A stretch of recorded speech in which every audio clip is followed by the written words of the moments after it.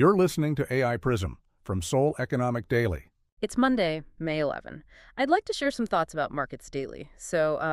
If you look at the stock market right now, it looks like it's just shattering records, right? Like the KOSPI, which is Korea's main board, comparable to the NYSE, it actually crossed 7,000 and hit 7,498. Yeah, and that is up like 78% for the year, which is huge. Exactly, 78%.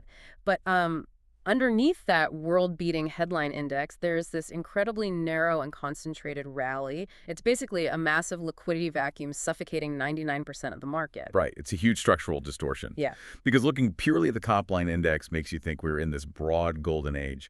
But the underlying reality is just brutally narrow. Totally. So let's look at the FN Guide data to see just how narrow. In just 7 days, brokerages issued 585 target upgrades. Wow, 585. Yeah, that's literally triple the volume we saw at this time last year.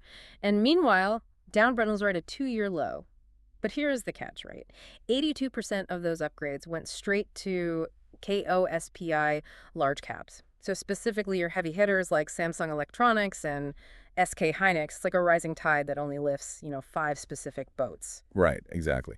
Because if you're holding consumer names, say something like HYBE in the K-pop space, you're actually seeing downgrades. I mean, analysts aren't signaling broad economic health here. They're simply following this extreme AI and memory momentum trade. So it's basically just crowding. Yeah, sell-side coverage is just crowding onto a handful of life rafts. Right. And the rest of the market is just being left completely adrift. And because those domestic large caps are hogging all the analyst attention, domestic retail money is aggressively concentrating overseas, which brings us to the Cedo hack gaming. Ah, yes, the domestic retail investors buying foreign stocks. Right, and they are making a pivot that genuinely confuses me.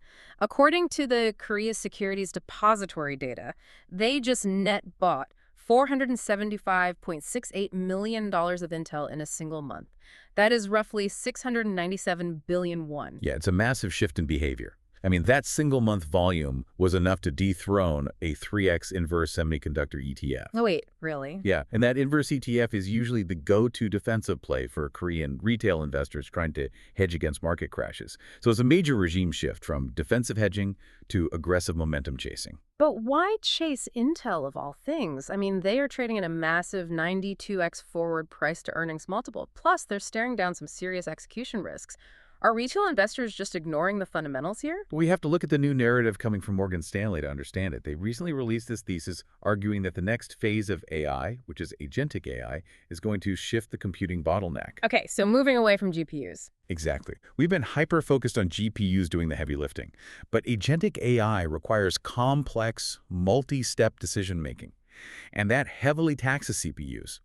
So retail investors aren't just ignoring risk, they're aggressively pricing in a potential regime change where CPUs actually become the new choke point. Okay, so while domestic retail investors are frantically chasing U.S. CPUs, foreign capital is doing the exact opposite. They are laser-focused purely on Korean memory chips. Right, specifically Samsung Hynix. That's the Samsung and SK Hynix duo. Yeah, and their high bandwidth memory, or HBM, which feeds those AI accelerators. The capital flow contrast here is just staggering. Oh, it really is. Because the broad iShares MSCI Korea ETF saw massive outflows. We are talking $1.0145 billion, which is about 1.49 trillion won. But at the exact same time, the U.S.-listed Roundhill Active DRAM ETF saw inflows of $1.9538 billion. That's like 2.86 trillion won coming in. Right. And that ETF is heavily weighted toward those two Korean memory giants. It is basically a surgical extraction. Yeah, foreign money isn't abandoning Korea. They're just surgically extracting pure AI memory exposure. And this heavy concentration actually strengthens the floor under the headline index, even if the market breadth is terrible. Which brings us to the collateral damage. Because when massive capital crowds into mega-cap tech, the small end literally suffocates. Let's look at KONEX, which is Korea's third-tier venture board. Right, the venture board. Yeah, there's this company called Bone Systems. Over 8 months, its market cap rocketed from 17.5 billion won, or about $12.5 million, to an insane 1.0393 trillion won. So that's roughly $740 million. Yes. And here is the crazy part. This happened on 0 actual trades. Not a single trade in 8 months. How is that mechanically possible? So it comes down to how the unexecuted auction rules work in a deeply illiquid market. If someone enters an absurdly high asking price for a stock and absolutely no one buys or sells a single share, the system still needs a reference point. Oh, I see. So it just uses that unexecuted ask. Exactly. It automatically logs that unexecuted ask as the new benchmark price. You end up with a phantom valuation, a massive market cap created out of thin air without a single dollar changing hands. Which raises a massive red flag for you as an investor, because daily trading volumes on these smaller boards are collapsing, down to roughly 1.1 billion won, or $785,000. Can you trust the price discovery at all in a market like that? Honestly, no, you really can't.